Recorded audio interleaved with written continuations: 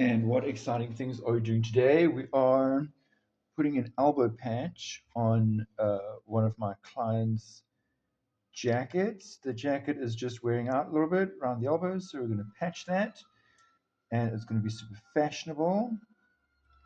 So I started with selecting the fabric, of course, because we need to make sure that it's going to match with the fashion of the jacket. It's a blue pinstripe, you'll see it now, actually a chalk stripe, and the buttons are brown. So we were looking for a nice brown that's going to work.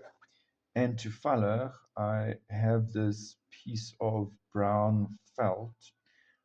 I think we were using this in Germany to practice making a pocket, but I have so many little offcuts that I can't really remember, but that is where I think this is from. First thing I've done is just given it a machine stitch all the way around, which is just going to make it a little bit easier to turn up like this. Now, of course, I do want a reasonably oval shape, but also I don't want to waste fabric by purposefully cutting away too much. So as you can see, what I've done is given it a bit of an iron just on the regular ironing table, and now I'm going onto the wood. So I can see I need to bring these corners, these rounds where the corner would be, in a little bit more, just to give it a bit more of an oval shape. But what I really did was just took the square that I had, cut it in two for a rectangle, and then rounded out the edges. So you'll always see that ironing on a block is going to give you a very nice crisp edge. I have in the past just done maybe an overlock on the edge of the patch and then stitched it in like that. Complete disaster. It ended up tearing out on the edges. So since then, I've always done a little seam like this. Just iron it in, little fold, and that has kept the elbow patch secure. Of course, if you're really extra, you should be taking a piece of wood and pressing this down as you go. But there are limits to how much extraness I can handle in one day. So yeah, I'm pretty happy with that shape. I'm now going to do the next one, and then we'll get to putting it onto the jacket. See you in a minute. So here is this beautiful chalk stripe, and you can see here in the elbow, it's just worn out there. So to be honest, I'm gonna be a bit ghetto here and just put some fusing over here. Of course, I should actually be opening the lining, putting a bit of fusing from the back, stitching it down.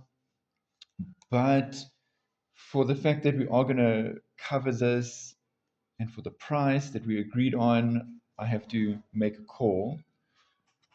Once we've done that, we'll put the elbow patch on, of course.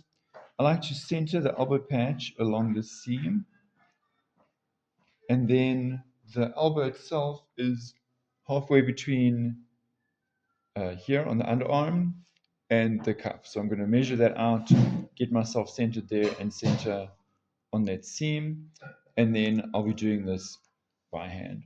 So I'm going to fuse that and then pin it, and we'll go from there. All right, fusing is done. So I'm going to check here from this underarm seam to the cuff. We've got, call it 44. So half of that is 22. I'm going to measure up here 22. So there's the center of my elbow patch. Here I'm going to measure again, it's about 15, so it's that 7.5 each side. So I'm just going to do that, 7.5. And this is around 12, so it's about 6 each side. So this is just going to give me a indicator of where I'm putting my patch. I'm going to center it up there as neatly as I can.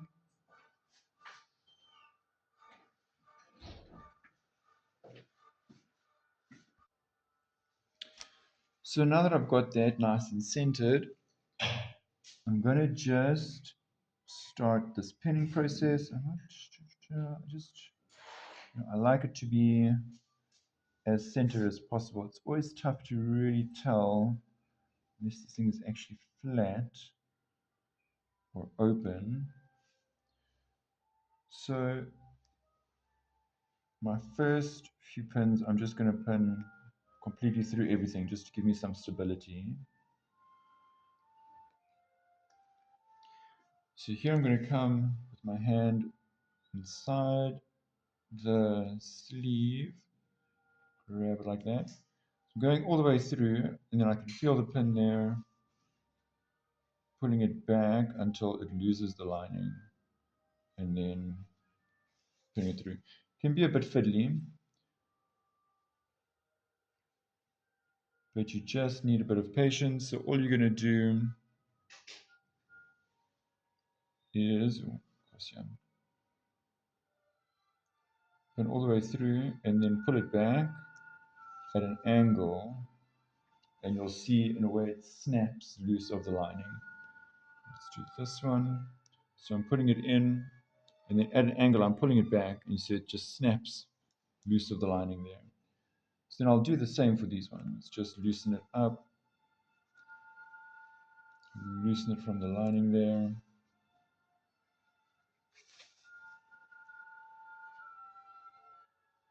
So there's nothing to it really. I'm just going to continue doing all of that pinning. I think we'll chat again when I do the stitching. I'm going to do a whip stitch. That's, I think, what works nicely for me. I feel it's the most secure and the most authentic to what's going on, that we're placing a patch there. I could do a ladder stitch or a slip stitch, but I feel it's also not as secure as a whip stitch. So I'd rather just do a small whip stitch, also because I love hand stitching. I love showing hand stitching. I love doing hand stitching, so may as well do a nice, beautiful, visible whip stitch. I suppose you could also call it a flat fell stitch, because this is a fold. So we're stitching that flat, so you could call it a flat fell. Whatever works for you, as long as it's fashion. As you know, I'm a bit of a pinning maniac, so just making sure I have sufficient security with all of this pinning to make sure everything is as I like it. I am just going to double check, now that I see how close this is to the cuffs, I may reconsider moving this patch higher. If I look at this, actually, yeah, I do want that a little bit higher. That's how it goes. Unpin and repin. Okay, so I'm going to do that quickly. I'm going to move that higher. Just visually, I think it will be more appealing, more fashionable. And I am very extra, so that's just how I roll. So if I look at that, maybe there, does this still cover it? So let's cover it. You see, originally this actually fits exactly at half, which I think we are going to change that up, move it a little bit higher. Just measuring this, I'm going to make it 17 and just make a note of that so that I can do the other side same without one side looking a bit wonky. Alright, so I'm going to now center that on the seam and do all my pinnings, and then we'll carry on stitching from there.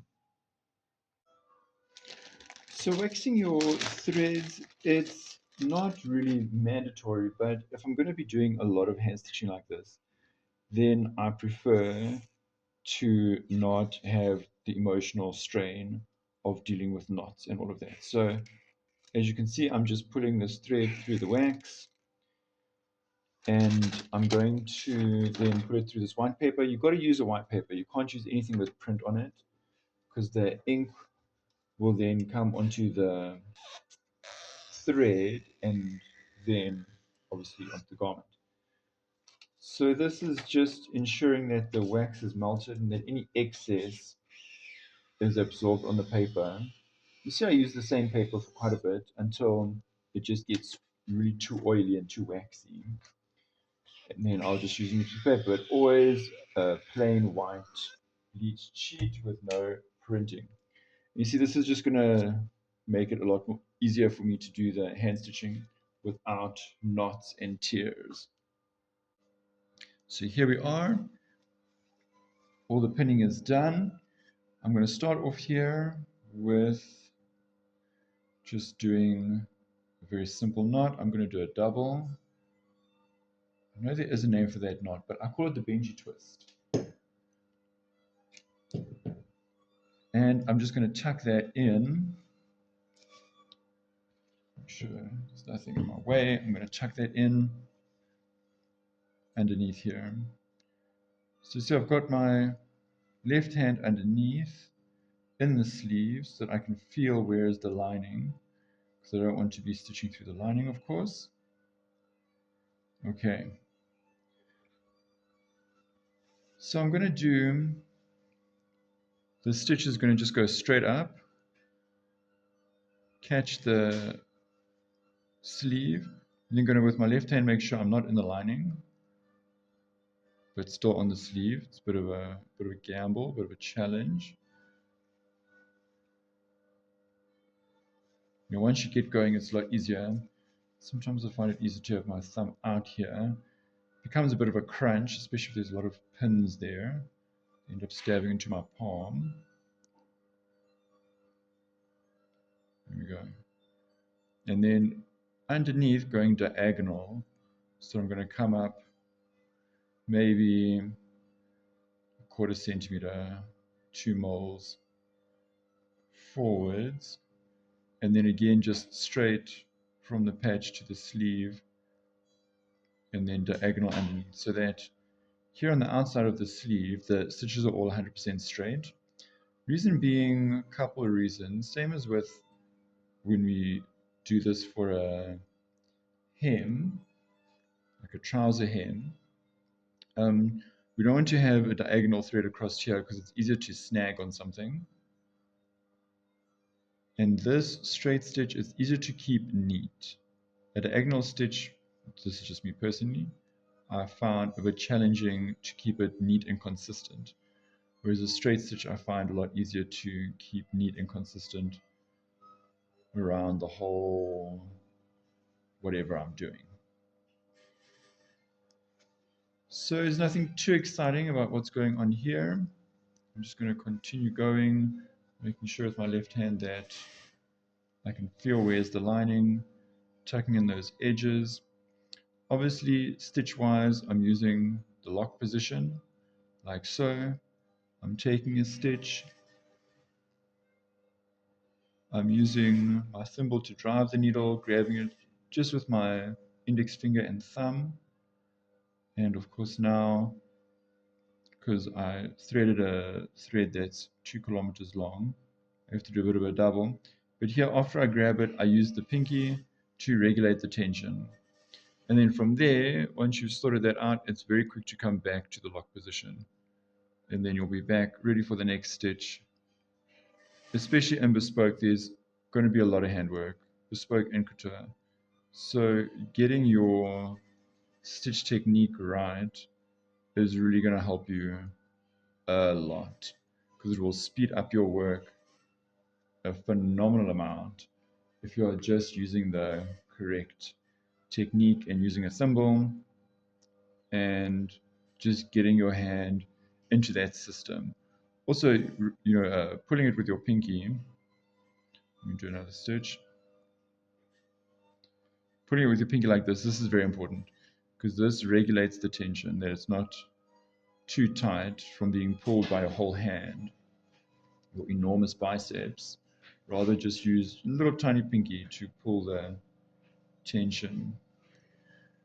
So here around this top of the arm, the top of the patch, the lining is actually stitched to the sleeve, which is very exciting for me, very challenging, but ain't no thing. I'm just going to make sure that as I'm stitching, I'm feeling with my left hand that I'm avoiding the lining.